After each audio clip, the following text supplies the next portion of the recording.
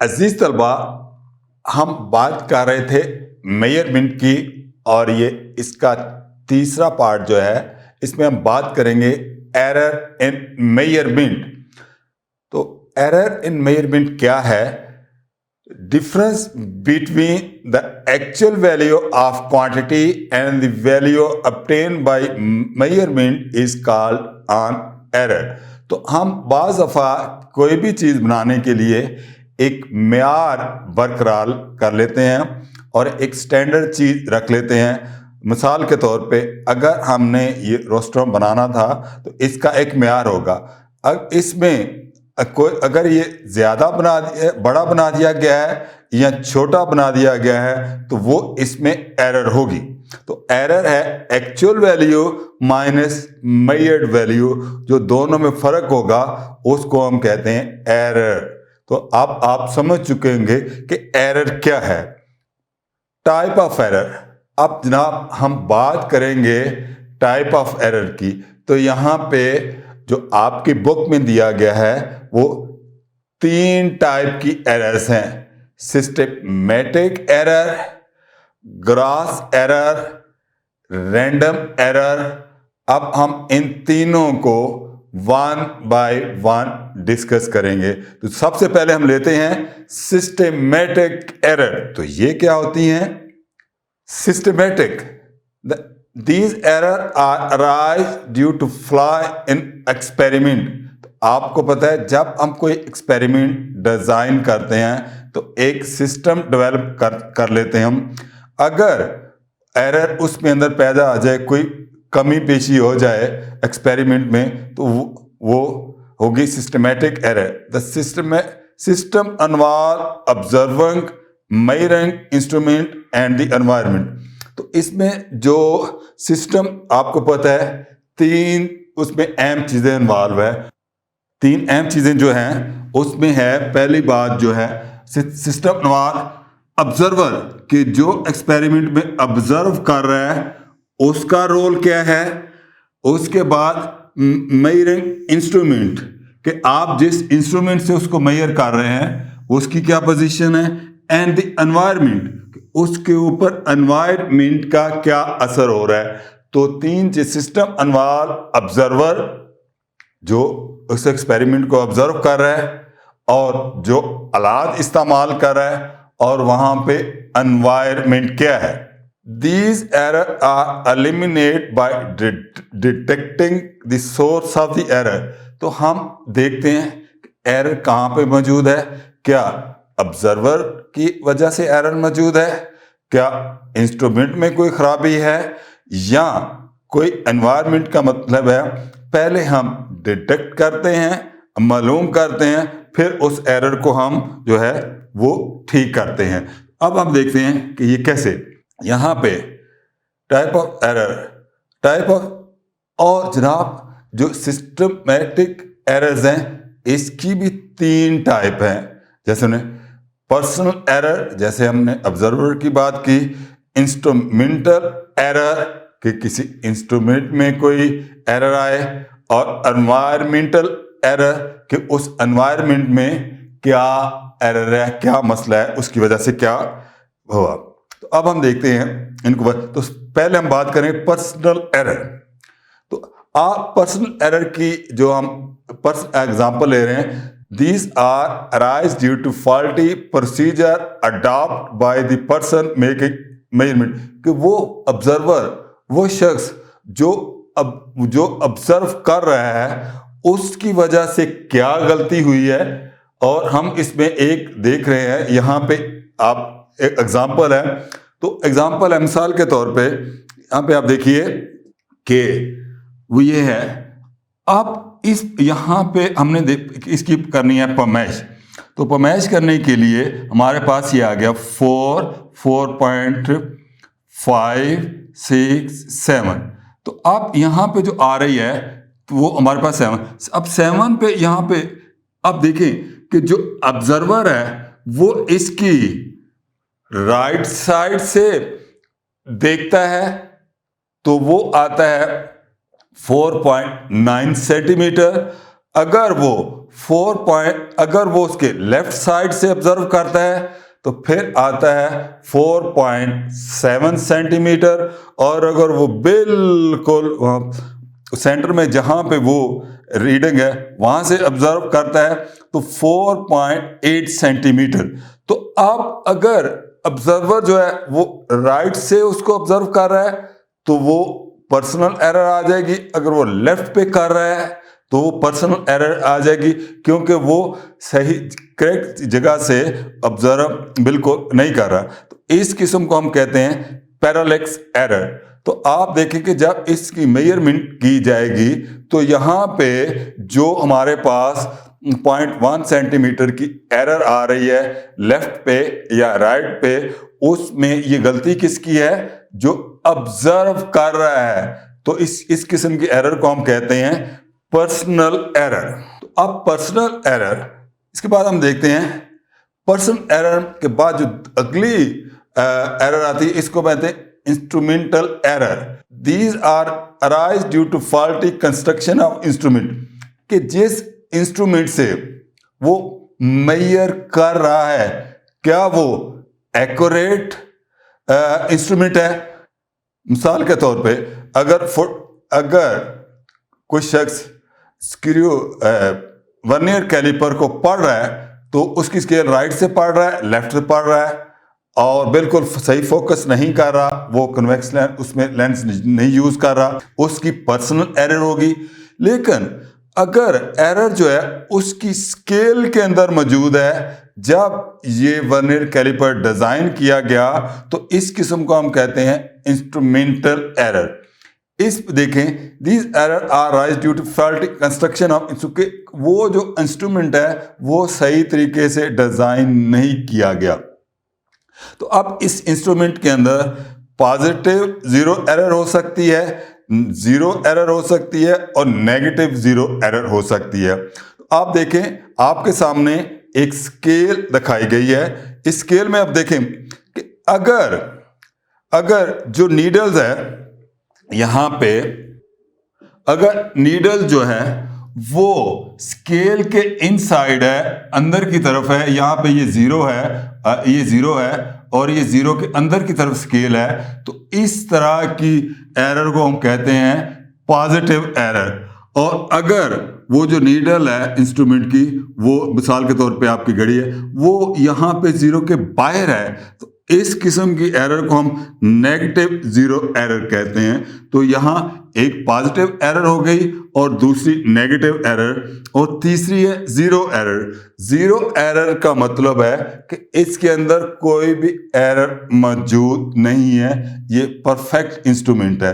तो जब भी हम इंस्ट्रूमेंट यूज करते हैं हम देखते हैं कि पहले इसकी एरर जो है वो पॉजिटिव एरर है या वो नेगेटिव एरर है, उसको रिमूव किया जाए और उसके बाद बाकी कैलकुलेशन जो है वो की जाए। तो उम्मीद है कि आप समझ चुके होंगे कि इंस्ट्रूमेंटल में किस किस्म की एरर्स हैं। इसके बाद हम करेंगे एनवायरमेंटल एरर, और जिस एनवायरमेंट के अंदर वो एक्सपेरिमेंट किया जा रहा है उसकी वजह से एरर आ सकती है। These are caused by external condition like pressure, temperature, magnetic field, wind, और बहुत सी कोई भी एक्सटर्नल कंडीशन जो उस पर असर कर रही होगी तो उसको हम कहते हैं environmental error. Following are the step that must follow in order to eliminate the environmental error. तो एनवायरमेंटल एरर की बहुत मिसाल के तौर पे आप कैलोरीमीटर्स को कर रहे हैं और वहाँ पे टेम्परेचर बाहर की तरफ से बढ़ रहा है तो आप एक्यूरेट नहीं कर रहे। और इसी तरह अगर कोई मैग्नेट फील्ड है उसके अंदर कोई दूसरा मैग्नेट फील्ड अफेक्ट कर रहा है तो ये भी, या यूं समझ लीजिए कि आपने एक इंस्ट्रूमेंट एक पूरा का पूरा एनवायरनमेंट डिज़ाइन किया और विंड की वजह से वो चीज़ प्रॉपर जगह पे नहीं आ रही, तो हम कह सकते हैं कि ये एरर जो है एनवायरमेंटल आ रही है। Following are the step that must follow in order to eliminate environmental error. अब एनवायरमेंटल एरर को हम कैसे रिमूव करेंगे? तो इसके लिए यहाँ पे 2 स्टेप दिए गए हैं।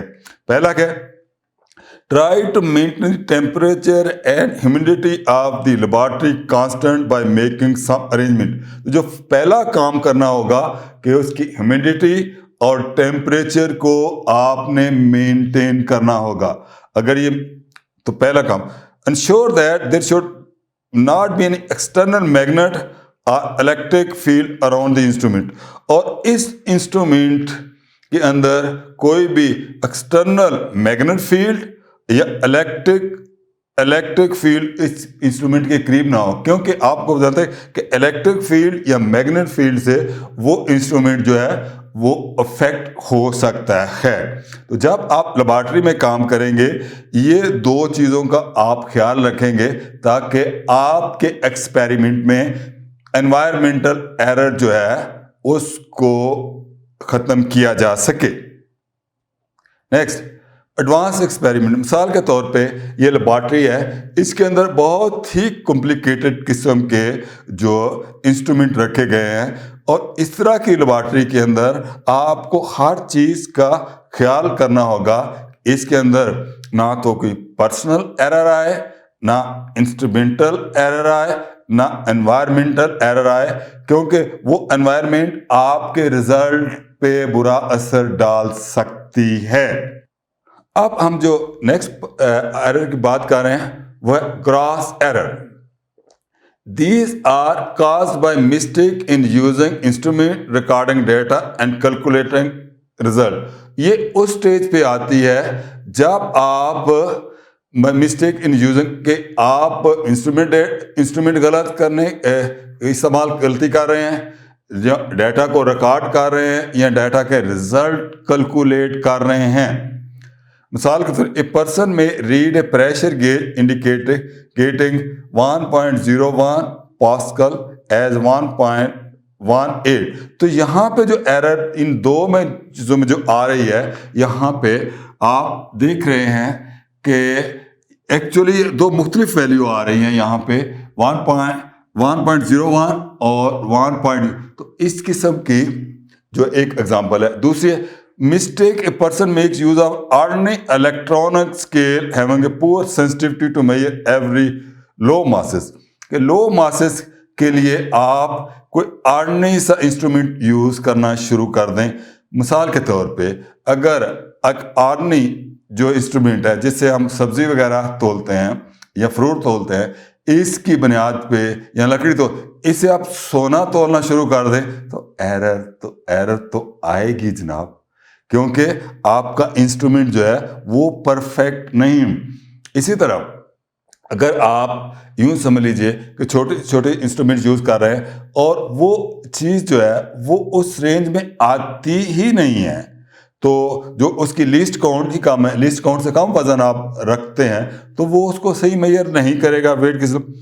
Careful reading and recording of the data can reduce the gross error to great extent. तो इसमें आपने क्या करना होगा कि आपने रीडिंग को बड़े एहतियात से पढ़ना होगा और उसके बाद डेटा को रिकॉर्डिंग करनी होगी। Next, random error.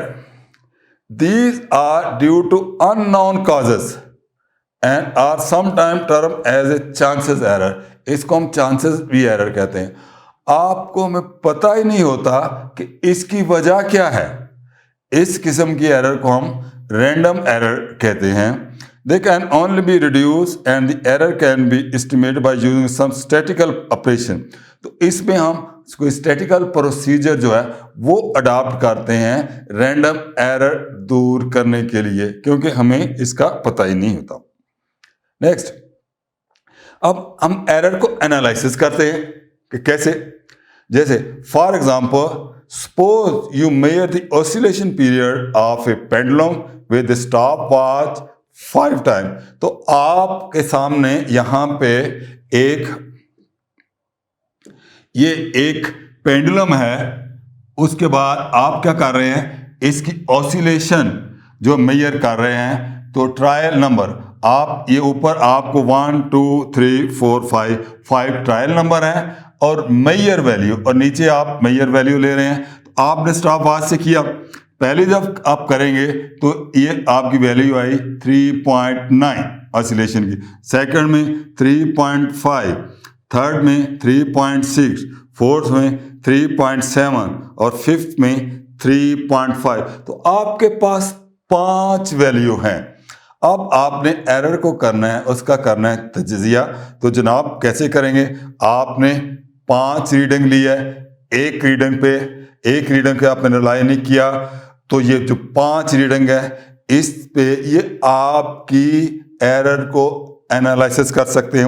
अब एनालिसिस कैसे करेंगे, ये आपने रीडिंग तो ले ली, रीडिंग लेने के बाद क्या करेंगे, mean value, the average of all the 5 reading give the most probable value for the time period. तो आप क्या करेंगे, जो 5 रीडिंग ली गई है उसको आप एवरेज लगाएंगे। ये स्टैटिक में एवरेज का फार्मूला दिया गया है, आपको इसको याद करने की जरूरत नहीं है। आप सिंपली क्या करेंगे कि 5 रीडिंग को जमा करेंगे और 5 रीडिंग को जमा करेंगे और 5 पे इसको डिवाइड कर देंगे। जब डिवाइड कर देंगे तो आपके पास जो आंसर आएगा, तो यहां पे जनाब आप क्या करेंगे कि ये आपको एक फार्मूला मैं दिखा रहा हूं, average of all the 5 reading give the most probable value for the time period. तो यहां पे आप देखेंगे कि हम ये 5 की 5 जो रीडिंग है इसको आप जमा करेंगे और 5 पे तकसीम करेंगे। जब आप तकसीम करेंगे तो आपके पास जो वैल्यू आ रही है वो आ रही है आपके पास, इसका आंसर क्या आ रहा है, इसका आंसर जनाब आ रहा है आपके पास 3.6। तो 3.6, अब जनाब ये जो 3.6 है आप देख रहे हैं कि ये जो मिडल वाली वैल्यू है, ये वाली जो वैल्यू है इसके बराबर है। तो आपने क्या किया कि यहाँ आप x की वैल्यू, एवरेज वैल्यू 3, तो अभी आपने जब इसको एनालिसिस किया तो आप इस नतीजे पे पहुंचे कि जनाब एक्चुअल आपकी जो रीडिंग है वो क्या है। तो वो है जनाब आपके पास 3.6, ठीक है कम। तो जो 3.6, अब फर्दर आप इसमें बात करेंगे। अब एब्सोल्यूट, तो इस तरह आपने क्या कर लिया कि ये मालूम कर लिया। अब हम देखते हैं एब्सोल्यूट एरर जो है वो कैसे मालूम करते हैं। The magnitude of the difference between mean value and the individual value is called absolute error. तो इसमें क्या करेंगे, ये जो x यहां पे शो कर रहा है ये आपकी मीन वैल्यू है और उसके बाद यहां पे ये जो आपकी है उसके बाद एब्सोल्यूट वैल्यू ये है the magnitude of difference between mean value and individual value is called absolute error. तो हमने यहाँ क्या किया कि यहाँ पे ये फार्मूला अप्लाई किया, absolute error each individual reading. तो ये हमारे पास 5 रीडिंग्स आई हैं। अब हमने देखना है कि इस तरह हम जो डिफरेंस है mean value and individual value उसको हम एब्सोल्यूट एरर कहते हैं। ये कैसे मालूम करते हैं, तो आपने देखा कि हम क्या करेंगे कि मीन एब्सोल्यूट एरर, तो हमने क्या किया कि इनका फर्क देख लिया। तो यहाँ पे आप ये हमारे पास ये चीज़ आ रही है, आपने देखे कि यहाँ पे ये वैल्यू 3 पॉइंट, इसका कितना आ रहा है, चेंज कितना आ रहा है 0.3 जो डिफरेंस है, और यहाँ पे 0.1, यहाँ पे 0। ये 0 क्यों आया है, एक्चुअली ये आपकी जो आपने कैलकुलेट की थी जो मीन थी उसके बराबर था। अब मीन से मीन निकालेंगे तो यही आ जाएगा, x से माइनस एक्स वाली ओवर निकालेंगे तो 0 आ जाएगा। इस तरह यहाँ पे जो डिफरेंस आया 0.1 और यहाँ पे 0.1, तो ये आप देखेंगे इन चारों के अंदर जो है वो फर्क आ रहा है, इसलिए इसके दरमियान फर्क नहीं आ रहा। तो हमने एब्सोल्यूट, इस तरह हम एब्सोल्यूट एरर जो है वो फाइंड कर सकते हैं। तो तलबा अभी आप देखेंगे मीन एब्सोल्यूट एरर जो है ना वो कैसे मालूम करेंगे। तो उसके लिए आप क्या करेंगे, यहाँ पे ये जो रीडिंग है इसकी मीन 0.3, 0.1, 0, 0.1, 0. इन सब रीडिंग को ले लेंगे और लेने के बाद आप क्या करेंगे, इस पे सिंपल ये फार्मूला आपको याद करने की जरूरत नहीं है ना, आपको सिंपल आप क्या करेंगे पहले की तरह ये 5 रीडिंग ले लेंगे और इसको 5 नंबर पे डिवाइड कर देंगे तो आपके पास जो the arithmetic mean of error is called mean absolute error. तो यहाँ पे मीन एब्सोल्यूट एरर जो आ रही है हमारे पास वो है कौन सी, ये 0.1। तो अब हमने मीन एब्सोल्यूट एरर भी फाइंड कर ली। तो ये हमारे पास तरीका है। यहाँ पे मैंने आपको सिर्फ कंसेप्ट के लिए स्टैटिकल कि ये जो फार्मूले स्टैट्स के दिए गए हैं ये आपको मेमोराइज नहीं है, आप अगली क्लासेस में जाएंगे तो आप इससे फेमिलियर होंगे। Next, reporting of result. अब जनाब एरर तो आपने फाइंड कर लिया, तो रिजल्ट जो है उसको रिपोर्ट कैसे करेंगे। The most common way to adopt by scientist and engineer to report result is as, result ये होगा बेस्ट एस्टिमेट। आप पहला काम क्या करेंगे कि बेस्ट, आप पहला काम क्या करेंगे यहाँ पे कि जनाब आप लेंगे बेस्ट एस्टिमेट।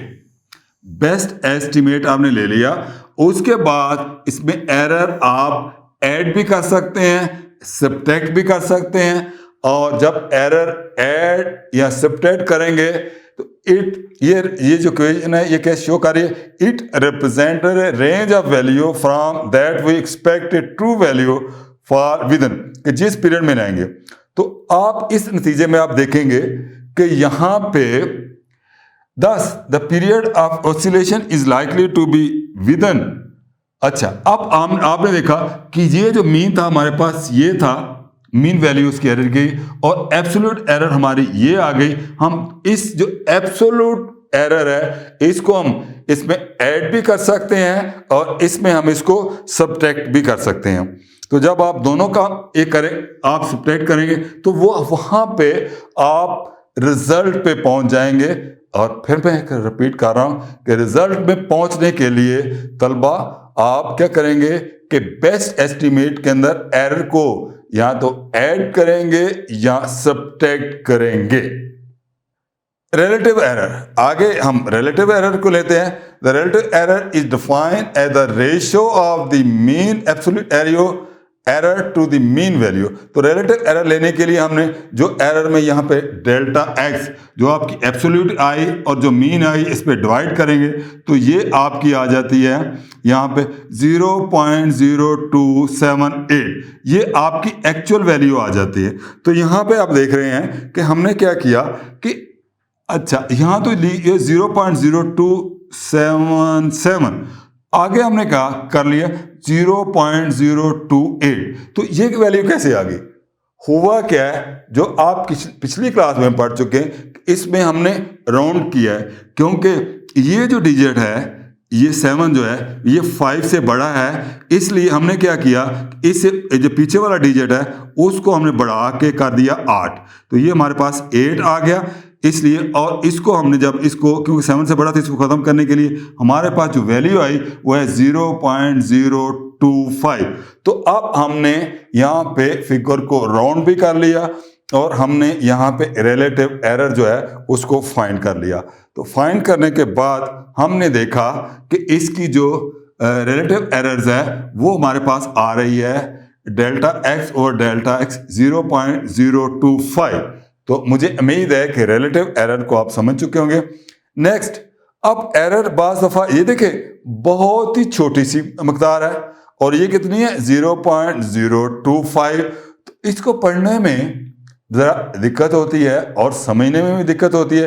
तो हम क्या करते हैं, हम इसको तब्दील कर देते हैं किसके अंदर, इसको हम तब्दील कर देते हैं जनाब, हम इसको तब्दील कर देते हैं किसके अंदर, परसेंटेज के जनाब इतने में तो इतनी आई, अब 100 में से कितनी होगी देखते हैं। ये क्या है, परसेंटेज एरर। अब परसेंटेज एरर को क्या करना होगा हमने, the relative error multiply 100 is called the percentage.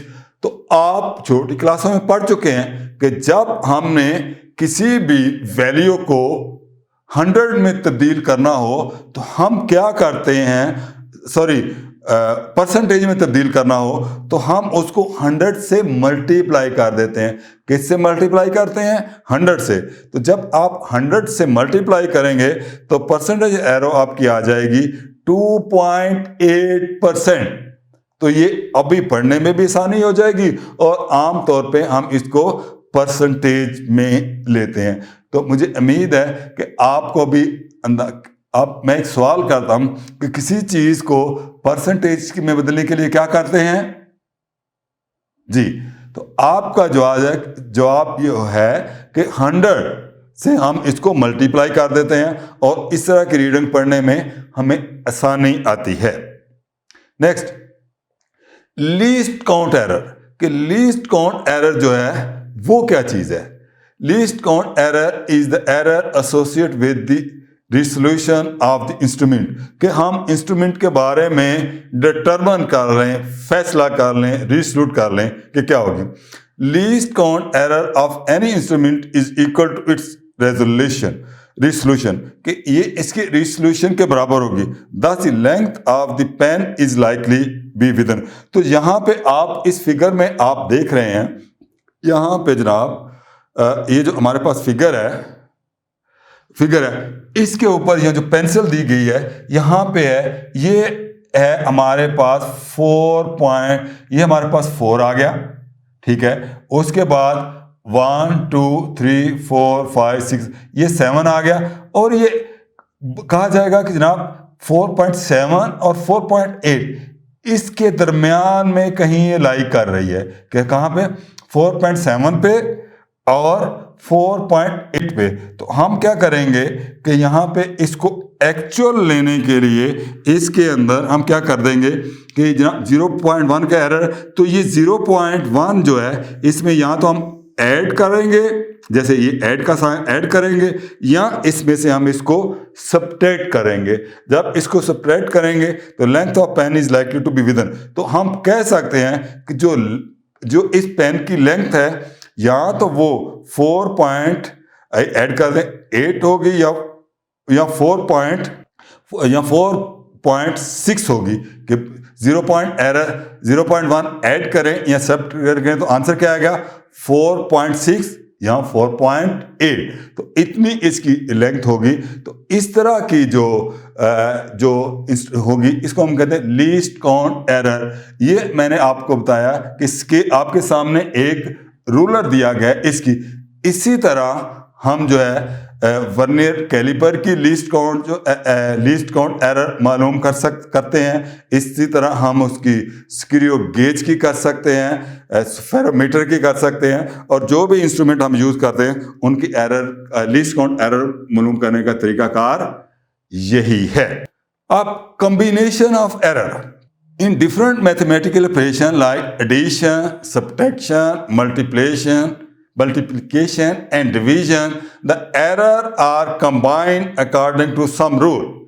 Let delta be the absolute error in measurement of A, delta be the absolute error in measurement of B, delta x be the absolute error in measurement of x। तो हम ये तीनों को लेते हैं और देखते हैं क्या होता है जनाब। यहाँ when हम ऐड करते हैं तो ऐड करें delta X over X is equal to delta A plus delta B divided plus minus हम करेंगे बी। तो डेल्टा एक्स किसके बराबर आ गया? Delta A plus delta B. इसी तरह हम जो है इनकी जो डिवीजन है इस पे फार्मूला लगा सकते हैं, मल्टीप्लिकेशन के लगा सकते हैं। अब तो ये मुख्तलिफ फार्मूले आप अप्लाई कर सकते हैं। अब अगली जो बात कर रहे हैं वो है एस्टिमेशन। एस्टिमेशन क्या है? अगर मैं आपसे पूछूं इस स्क्रीन की जो है हाइट क्या है तो आप अंदाजा लगाएंगे, आप कहेंगे अच्छा ये 3 फुट हो सकती है, नहीं 3 फुट 2 इंच हो सकती है, अच्छा 3 फुट 4। तो आप इसको कहें estimation is a rough calculation to find approximate value of something that is useful for some purpose. तो हम बहुत जगह एस्टिमेट लगा देते हैं।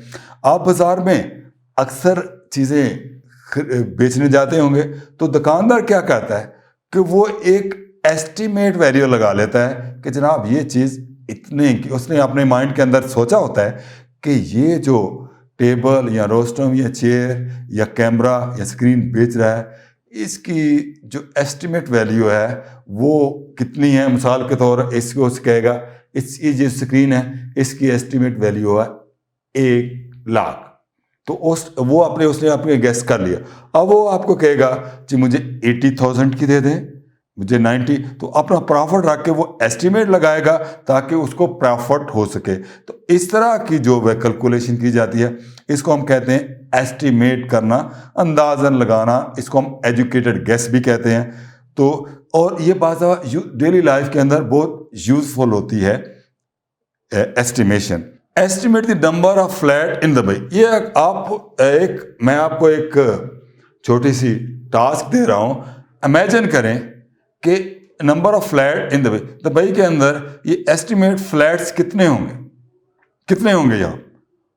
आप एक नज़र देखें, आप कहेंगे जी हाँ ये 110 होंगे, 115 होंगे, मे बी आपका अंदाज़ा बहुत करीब हो या। तो इस तरह जो है हम डेली लाइफ के अंदर भी क्या करते हैं कि हम एस्टीमेट जो है वो कर लेते हैं, और एस्टीमेट की बुनियाद पे हम ये डिसाइड कर लेते हैं कि फ्यूचर में क्या होगा।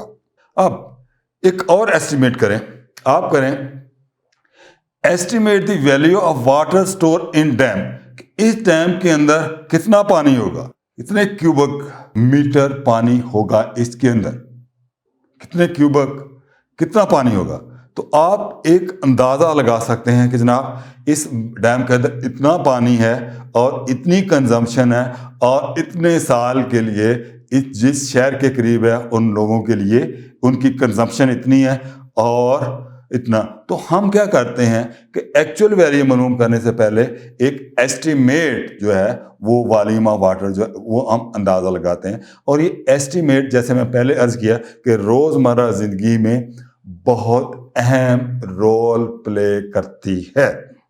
अब देखिए ऑर्डर ऑफ मैग्नीट्यूड, तो किस तरह मैग्नीट्यूड करें। Approximate size of something express in power of 10 is called order of magnitude. कि अब हम क्या करेंगे, the approximate size of something express in power of 10 is called, तो हम 10 की पावर में ले लेते हैं मैग्नीट्यूड को। तो इसमें हम ये आसानी रहे। मिसाल के तौर पे आप यहाँ पे देखें, मैं एक एग्जांपल आपके साथ शेयर कर रहा हूँ। To get approximate idea of the number, one में round the coefficient a to 1 if it is less than or equal to 5, or and to 10 if it is greater than 5। तो मिसाल के तौर पे यहाँ दो एग्जाम्पलें दी गई हैं। पहली जो एग्जाम्पल है वो यहाँ पे ये है कि जनाब यहाँ पे मास ऑफ इलेक्ट्रॉन आपको दी गई है 9.1 इंटू 10⁻31 kg। तो यहाँ पे 9.1 इसको मेमोराइज भी करना मुश्किल होगा, तो हम कहेंगे इसको हम कहते हैं कि चलो जी 9.1 को हम अप्रॉक्सीमेट कर देते हैं किसके बराबर, 10 के बराबर। जब हमने 10 के बराबर कर लिया तो हमारे लिए कैलकुलेशन करना बहुत ही आसान हो गई। अब ये 10 की पावर +1 है ये पावर, तो जब ये +1 ये है 30, तो जनाब a इक्वल टू हो गई 10⁻30, क्योंकि ये -+1 जब इसमें से कर लेंगे तो ये जो वैल्यू आ जाएगी ये आ जाएगी हमारे पास, ये वैल्यू 10⁻30 किलोग्राम। सो इसी तरह आप देखें mass of the observer universe की अब मास है 1.59 इंटू 10⁻53 किलोग्राम। तो हम क्या करते हैं, हम कहते हैं चलो जी इसको हम छोटा सा अंदाज़ा कर लेते हैं, इसको हम गल कर 1 इंटू हम एस्टिमेट इस तरह कर लेते हैं, अप्रॉक्सीमेट इस तरह करते हैं 1 इंटू 10⁻53 kg। तो अब सीधा साधा हिसाब है कि हम इसको सिंपल लफ्ज़ों में लिखेंगे कि 1 को अगर इससे मल्टीप्लाई करेंगे तो वही अमाउंट हमारे पास आ जाएगी। तो ये आ गई हमारे पास 10⁻53 किलोग्राम। तो ये वो चीज़ थी जिसको हमने एस्टिमेट किया। तो हम यहाँ पे क्या करते हैं, to get approximate idea of the number, one में round the coefficient a to 1 if it is less than or equal to 5 and 10 if it is a greater than 5, अगर ये 5 से ग्रेटर होती है।